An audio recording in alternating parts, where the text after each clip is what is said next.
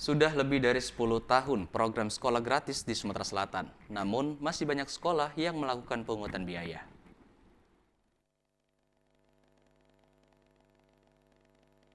Mulai tahun ini, pemerintah Sumatera Selatan membuat aturan dan kebijakan mengenai sekolah yang gratis dan berbayar. Khusus untuk tingkat SMA, SMA gratis akan mendapat dana BOS dari pemerintah pusat dan dana program sekolah gratis dari pemerintah Sumatera Selatan tanpa ada pungutan.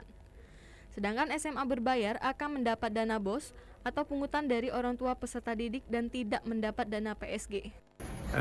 Sekolah berbayar itu harus memiliki keunggulan memang.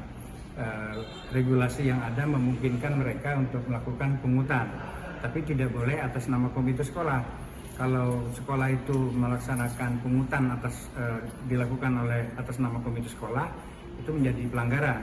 Jadi yang disebut pungutan harusnya memang tanggung jawab sekolah dan itu harus transparan. Saat ini terdapat 29 SMA yang akan ditetapkan sebagai SMA berbayar dan disebut SMA rujukan atau mandiri. Masayu Safita, TVRI Sumatera Selatan melaporkan.